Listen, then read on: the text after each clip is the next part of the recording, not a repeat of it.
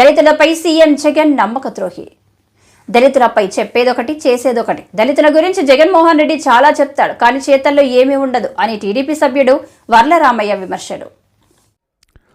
దళితులకి ధైర్యంగా తిరిగే స్వేచ్ఛ ఉన్నదా మీ పాలనలో ముఖ్యమంత్రి గారు? ఆయన అంటారు, ఇవన్నీ నేను 125 అడుగుల విగ్రహం వేశాను కదా డాక్టర్ బిఆర్ అంబేద్కర్ది అంటున్నాడు ఆయన. అంటే 125 అడుగుల విగ్రహం మీరు విజయవాడ నగరంలో వేస్తే 188 మంది దళితుల్ని మీరు మీ ముఖ్యమంత్రిత్వంలో చంపిన పాపాలు పోతాయండి అని నాకు అర్థంగా. పత్రికా సోదరులారా మిమ్మల్ని అడుగుతున్నాను, ఆయన ఏమంటారు? What ever it may be, 125 అడుగుల విగ్రహాన్ని వేశాను విజయవాడలో. నేను విగ్రహం వేస్తే పోతుందా? అసలు మీకు డాక్టర్ అంబేద్కర్ మీద అభిమానం ఉన్నదా? గౌరవం ఉన్నదా? ఆయన వ్రాసిన రాజ్యాంగాన్ని ఎప్పుడన్నా గౌరవించారా? ఆయన ఐడియాలజీని ఎప్పుడన్నా పాటించారా మీరు? దళిత సోదరులు కూడా మంత్రులు, ఉప ముఖ్యమంత్రి, మంత్రులు, ఎంపీలు, ఎమ్మెల్యేలు ఎందుకయ్యా మీరు చావనా? ఎందుకు మీరు? ఆయన చంద్రబాబు గారు ముఖ్యమంత్రిగా ఉండగా దళిత విదేశీ విద్యా విధానానికి డాక్టర్ బిఆర్ అంబేద్కర్ పేరు పెట్టినారు. ప్రపంచ ఖ్యాతిగాంచిన మేధావి డాక్టర్ బిఆర్ అంబేద్కర్ అని గుర్తించి ఆ మహామనిషి పేరు పెట్టినారు చంద్రబాబు నాయుడు గారు. జగన్మోహన్ రెడ్డి గారు ముఖ్యమంత్రి అయిన తర్వాత విదేశీ విద్యా విధానం లేదు సరిగదా, ఆ పేరు తీసి జగన్ విదేశీ విద్యా విధానం అంట. జగన్కి విదేశీ విద్య ఏముంది? ఏ విదేశాల్లో చదువుకున్నావు?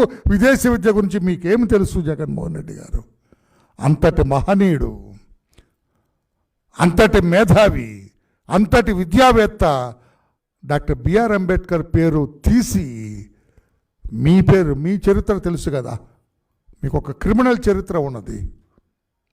ఆర్థిక నేరగాడిగా ప్రపంచవ్యాప్తంగా you are a well known person. మీరు మీ ఏం చదువుకున్నారు? ఇప్పటికి కూడా $100 క్వశ్చన్ అది రాష్ట్ర ప్రజలకి, దేశ ప్రజలకి.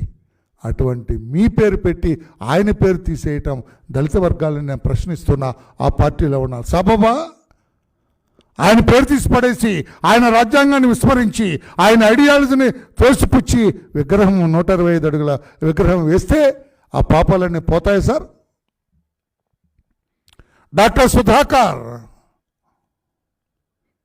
Best anaesthetist in the state. Corona సమయంలో 3 మాస్కులు ఇవ్వండి అని అడిగితే అతను చంపేశారు. ఆ పాపం పోతుందా జగన్మోహన్ రెడ్డి గారు? మీరు 125 అడుగుల విగ్రహం వేసి ఆర్భాటంగా 404 కోట్లు ఖర్చు పెట్టాను. వాళ్ళకి తెలీదు, తెలంగాణ వాళ్ళకి 160 కోట్లే ఖర్చు పెట్టారు. నేను చూడు 404 కోట్లు ఖర్చు పెట్టాను గొప్పగా చెప్పుకుంటే డాక్టర్ సుధాకర్ చనిపోయిన పాపం పోతుందా? శిరోమండనం చేశారు వరప్రసాద్కి రాజమండ్రి పోలీస్ స్టేషన్లో. ఇసుక అక్రమ రవాణా జరుగుతుంది, మా బిడ్డలు ప్రమాదాలకు గురవుతున్నారని ప్రశ్నిస్తే చంపేస్తారు. ఆ పాపం పోతుందా? మీరు 125 అడుగుల విగ్రహాన్ని వేస్తే జగన్మోహన్ రెడ్డి గారు? ఒక దళిత మహిళ, దళిత యువతి, 4 దుండగులు, మీ పార్టీ సానుభూతి పరులు ఆ అమ్మాయిని కిడ్నాప్ చేసి, రేప్ చేసి, వారం రోజులు ఆ అమ్మాయిని హింసపెట్టి పోలీస్ స్టేషన్ ముందు పడేస్తే తగిన న్యాయం జరగలేదా కుటుంబానికి? ఈ పాపం పోతుందా? 125 అడుగుల విగ్రహం మీరు విజయవాడ నగరంలో వేసి కలర్ఫుల్గా మీరు ఇనాగ్రేట్ చేస్తే నో. కిరణ్ కుమార్ ఒక దళిత యువకుడు, జీవితాన్ని చాలా ఊహించుకున్నాడు. మాస్క్ పెట్టుకోలేదని మీ వాళ్ళు తరిమి కొట్టి చంపితే ఆ పాపం ఊరికనే పోతుందా? విగ్రహం జీవీఎంసీ గాంధీ విగ్రహం వద్ద APSRTC national Mazdoor union association Visakha జిల్లా శాఖ చేపట్టిన రిలే నిరాహార దీక్షలు. అయితే రాష్ట్రపూర్వకంగా ఇచ్చినప్పటికీ కూడా కనీసం కలెక్టర్ గారి ఆదేశాలు పట్టించుకున్న పరిస్థితి ఇక్కడ డిప్యూటీఓ గారు, అదేవిధంగా గౌరవ ఎగ్జిక్యూటివ్ డైరెక్టర్ గారు మొన్న వెంటనే పిలిచి డిప్యూటీఓ గారిని పిలిచి మాట్లాడమని చెప్పిన సందర్భంలో మరి కనీసం దానికి కూడా స్పందించకపోవడం, కావాలని ఉద్దేశపూర్వకంగా మరి కార్మికులను ఇబ్బంది పెట్టే చర్యలు ఏవైతే ఉన్నాయో మరి చాలా మేమైతే ఇబ్బందులకు గురవుతున్నాం. దాదాపు 7-8 నెలలు బట్టి చిన్న చిన్న కేసుల్లో కనీసం టీఏసీ పాయింట్లు అనేవి మన ఆర్టీసీలో ఎప్పటి నుంచో దాదాపు 30 సంవత్సరాలు బట్టి ఉన్నాయి.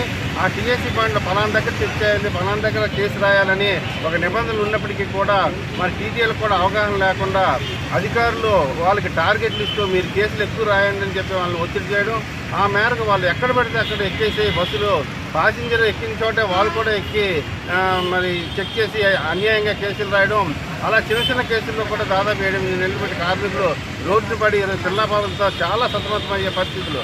అదేవిధంగా మరి ఈరోజు మజిలీపాలెం డిపో హార్ట్ ఆఫ్ ది సిటీగా ఉన్న మజిలీపాలెం డిపోలో షెడ్యూల్స్ ఏవైతే ఉన్నాయో ఆ షెడ్యూల్ మరి అక్కడ కార్మికులు ఎంతో అభివృద్ధి చేసి అన్ని రూట్లలోనే ప్రయాణికులతో సత్సంబంధాలు మెయింటైన్ చేసి ఒక పక్క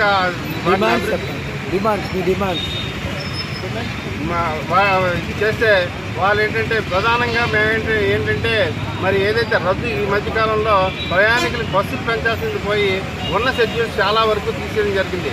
మీ అందరికీ తెలిసిందే ఇక్కడ 400, 20A, 60C, 52D ఇలాంటి అన్ని రూట్లలో కూడా మరి ప్రజలు విపరీతంగా కాలనీల్లో ఉంటే అక్కడ బస్సులు రద్దు చేయడం, ఎంతసేపు కూడా లాంగ్ రూట్ల మీదే కాన్సన్ట్రేట్ చేయడం, మరి ఇక్కడ దగ్గరలో ఉన్న ప్రయాణికులు చాలా ఇబ్బందులు గురి చేయడం, అంతేకాకుండా షెడ్యూల్ ట్రాన్స్ఫర్ చేయడం, అక్రమంగా మరి సిబ్బందిని కూడా మహిళలను చూడకుండా వాళ్ళని Madhurawada depot, Paderu depot transfer చేయడం, మరి 1/2019 సర్క్యులర్ ఏదైతే ఉందో దాన్ని కూడా అమలు చేయకపోవడం, కనీసం రెస్ట్ రూమ్ సౌకర్యాలు కూడా లేక, మంచినీటి సౌకర్యం కూడా లేక, మహిళలు ఏదైతే వాటర్ కూడా తాగని పరిస్థితులు, ఎందుకంటే వారు యూరినల్స్కి వెళ్ళాలంటే మరి ఇబ్బంది కాబట్టి మంచినీళ్ళు కూడా తాగకపోవడం వల్ల అనేక రోగాలకి వారు గురవడం జరుగుతుంది.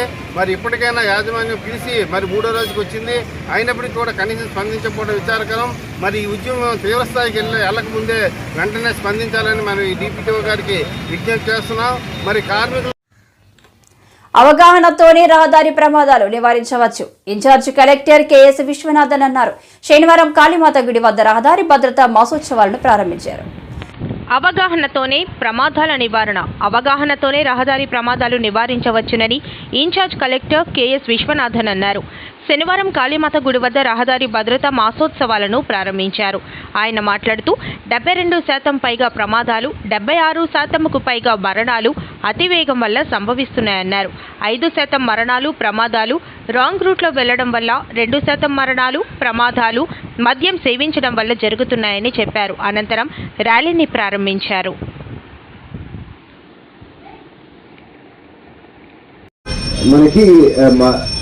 మన డిటిసి గారు చెప్పినట్టు లాస్ట్ ఇయర్ మన 2023లో చూస్తే నియర్లీ 1.58 lakh యాక్సిడెంట్స్ మన దేశంలో జరిగాయి, డెత్స్ జరిగాయి. దీంట్లో మన there is a parameter, that is ఈ ఫెటాలిటీ. ఒక 100 యాక్సిడెంట్స్కి ఎన్ని ఫెటాలిటీస్ జరుగుతున్నాయని మనం ఒక లెక్క తీస్తే మన దేశం యావరేజ్ అరౌండ్ 36. ఒక 100 యాక్సిడెంట్స్కి 36 యాక్సిడెంట్లకి ఫేటల్ యాక్సిడెంట్స్గా ఉన్నాయి. మన ఆంధ్రప్రదేశ్లో that is a bit higher, 39 to 40% of the యాక్సిడెంట్స్కి ఫెటాలిటీస్ వస్తున్నాయి. మనకి మేజర్గా there are multiple aspects to it. So ఒకటి మేబీ మనం ఇన్ఫ్రాస్ట్రక్చర్ వైజ్ ఏం ఇంప్రూవ్ చేయాలి. సో ఒక రోడ్ యాక్సిడెంట్స్ జరుగుతున్నాయంటే మేబీ ద రోడ్ సరిగా వేయలేదు, or some patches is a problem, or మనకి డివైడర్ సరిగా లేదు. సో ఇన్ఫ్రాస్ట్రక్చర్ ఇంప్రూవ్ చేస్తే కొన్ని ఎన్క్రోచ్మెంట్ సైడ్లో ఉన్నాయి. So these issues are also part of reasons why accidents might happen. కొన్ని ఏరియాలో ఈ బ్లైండ్ స్పాట్స్, బ్లైండ్ టర్న్స్, ఇవి అన్ని కూడా మనం ఐడెంటిఫై చేసి ఇవి సరి చేయడం అనేది మా బాధ్యత. సో మేము దానికి రోడ్ సేఫ్టీ మీటింగ్స్ పెడుతున్నాం. పోలీస్, మన ట్రాన్స్పోర్ట్, మిగతా డిపార్ట్మెంట్స్, నేషనల్ హైవే అందరితో కోఆర్డినేట్ చేసి ఏమేమి ఇంప్రూవ్మెంట్ చేయగలుగుతాము, ఎక్కడ ఏం తేడా ఉంది, ఇది ఎట్లా మార్చాలి అనేది మేము ఇక్కడ ప్లాన్ చేయడం. I think it happens every month. ఇది కాకుండా మనకి ఎన్ఫోర్స్మెంట్. సో మనకి తెలుసు ఇది బిఫోర్ ఎన్ఫోర్స్మెంట్ అవేర్నెస్. సో ఈరోజు ఈ మేజర్ ఉద్దేశం అనేది అవేర్నెస్. సో మనకి ఏమేం చేయాలి, ఏమేం ద డూస్ అండ్ డోంట్స్ మనకి చాలా మందికి తెలుసు, but we have to keep pushing it and bringing it to the people. So చాలా మంది మంచి స్లోగన్స్ తీసుకుని వచ్చారు. అవి ఈ రోజు మాత్రం కాకుండా, ఈ నెల మాత్రం కాకుండా, రోజు మనం ఎట్లాగో let us take it as a responsibility. మన పర్సనల్గా మనం ఎన్షూర్ చేయడం కాకుండా, మన ఫ్యామిలీ ఎన్షూర్ చేయడం కాకుండా, we have to ensure anyone you see you try to bring in awareness. Third thing is enforcement. So మనకి సమ్టైమ్స్ అట్లీస్ట్ నేను జనరల్గా అప్పుడప్పుడు చూసినప్పుడు ఇది సమ్ న్యూ ఇయర్ సమ్ ఏదైనా ఒక say end of the year, end of the financial something, అప్పుడు there will be a lot of enforcement. So అవి హెల్మెట్ పెట్టట్లేదు, సో అప్పుడు ఎక్కువ ఫైన్ వేయడం. అది కాకుండా మనకి every time we will be able to continuous enforcement ఉంటే I'm sure people will also realise ఇది ఎందుకు కొంచెం వైలేషన్స్ ఉందంటే మనం చేస్తే ఎవరు who will stop us, okay అలా కొంచెం దట్ భయం వస్తే I'm sure things will also change. I'm sure that is happening already. So it is already happening. అది ఇంకా కంటిన్యూస్గా చేస్తే I'm sure in the coming months or years we will be able to reduce the number of fatalities per accident and reduce the overall number of accidents also. So thank you ఈ మంచి కార్యక్రమం ఇక్కడ మీరు ఏర్పాటు చేసింది. Thank you very much. I hope we take this forward. రాష్ట్రాన్ని దోచుకునేందుకు పదవులు కావాలని ఆకాంక్షించే ఈ పెత్తందారి నాయకులకు ఇలా బటన్ నొక్కి 2.45 లక్షల కోట్లు ఇవ్వవచ్చు అని ఏ రోజైనా ఆలోచన చేశారా సీఎం వైఎస్ జగన్? ఇలాంటి అంబేద్కర్ గారి భావజాలం ఈ పెత్తందారులకు మాత్రం అస్సలు నచ్చదు. దళితులకు చంద్రబాబు నాయుడు గారు సెంట్ భూమిని ఇళ్ల నిర్మాణానికి ఇచ్చింది లేదు, అంబేద్కర్ గారి విగ్రహం నిర్మించింది అంతకన్నా కూడా లేదు. ఎందుకంటే చంద్రబాబు గారి రక్తంలోనే ఎస్సీ, ఎస్టీ, బీసీ మైనారిటీల మీద ఏ కోశానా కూడా, ఏ నాడు కూడా ఈ మనిషికి ప్రేమే లేదు. ఎస్సీలో పుట్టాలని ఎవరైనా అనుకుంటారా అని ఒక ముఖ్యమంత్రి స్థానంలో ఉన్న వ్యక్తి నోరు పారేసుకుంటే గ్రామాలలో ఆ ఎస్సీలు ఎలా బ్రతకగలుగుతారు అని చెప్పి కనీసం ఆలోచన కూడా చేయకుండా నోట్లో నుంచి అంత చులకనగా మాట్లాడే స్వభావం. బీసీల తోకలు కత్తిరిస్తా ఖబర్దార్ అన్న వ్యక్తి, పేద సామాజిక వర్గాలంటే గిట్టని ఈ వ్యక్తి మన మాదిరిగా ఈ పేద అక్క చెల్లెమ్మలు బాగుండాలి, ఈ పేద కుటుంబాలు బాగుండాలి అని ఏకంగా 31 లక్షల ఇళ్ల పట్టాలు రాష్ట్రంలో ఎప్పుడు జరగని విధంగా, దేశంలో కూడా ఎప్పుడు చూడని విధంగా ఏకంగా 31 లక్షల ఇళ్ల పట్టాలు, అందులో 22 లక్షల ఇళ్ల నిర్మాణం చేయాలని ఆ పెద్ద మనిషికి ఎందుకు అనిపిస్తుంది? పెత్తందారి పార్టీలకు, ఈ పెత్తందారి నాయకులకు చదువుకునే మన పేద పిల్లలకు ఒక అమ్మఒడి ఇవ్వాలని, ఓ విద్యా దీవెన ఇవ్వాలని, ఓ వసతి దీవెన ఇవ్వాలని, ఓ గోరు ముద్ద ఇవ్వాలని, ఓ విద్యా కానుక ఇవ్వాలని, ఓ ట్యాబులు ఇవ్వాలని, ఓ ఇంగ్లీష్ మీడియంలో చదువులు చెప్పించాలని, బైలింగ్వల్ టెక్స్ట్ బుక్స్ ఇవ్వాలని, మన గవర్నమెంట్ బడులలో, మన క్లాస్ రూమ్లలో డిజిటైజేషన్ జరగాలి అని, ఐఎఫ్పీలను ఏర్పాటు చేయాలని, నాడు నేడుతో మన చదువులు, మన బడులు రూపురేఖలు మార్చాలి అని ఇటువంటి పెత్తందారి నాయకులకు కానీ, ఇటువంటి పెత్తందారి పార్టీలకు కానీ ఎందుకు అనిపిస్తుంది అని ఒక్కసారి ఆలోచన చేయమని అడుగుతా ఉన్నా. పెత్తందారి పార్టీలకు, పెత్తందారి నాయకులకు మన అక్క చెల్లెమ్మలకు ఒక దిశ ఆప్ తేవాలని, మన అక్క చెల్లెమ్మలకు ఒక అమ్మఒడి ఇవ్వాలని, మన అక్క చెల్లెమ్మలకు ఒక ఆసరా ఇవ్వాలని, మన అక్క చెల్లెమ్మలకు ఒక 0 వడ్డీ తేవాలని, ఒక 0 వడ్డీ ఇవ్వాలని, ఒక చేయూత ఇవ్వాలని, అక్క చెల్లెమ్మల పేరిట 31 లక్షల ఇళ్ల పట్టాలు ఇవ్వాలని, అందులో 22 లక్షల ఇళ్ల నిర్మాణం పూర్తి చేసి కట్టించి ఇచ్చి ఆ అక్క చెల్లెమ్మల ముఖాలలో చిరునవ్వులు చూడాలని ఆ పెత్తందారి పార్టీలకు, ఆ పెత్తందారి నాయకులకు ఎందుకు అనిపిస్తుంది అని ఒక్కసారి ఆలోచన చేయమని అడుగుతా ఉన్నా. పెత్తందారి పార్టీలకు, ఆ పెత్తందారి నాయకులకు మన రైతన్నలకు పగటిపూటే 9 గంటల పాటు ఉచిత విద్యుత్ ఇవ్వాలని, ఒక రైతు భరోసాతో రైతన్నను ఆదుకోవాలని, వారిని చేయి పట్టుకొని నడిపించే ఒక ఆర్బీకే వ్యవస్థను వాళ్ళ ముందరే పెట్టాలి అని చెప్పి ఎందుకు అనిపిస్తుంది అని చెప్పి ఒక్కసారి ఆలోచన చేయమని కోరుతా ఉన్నా.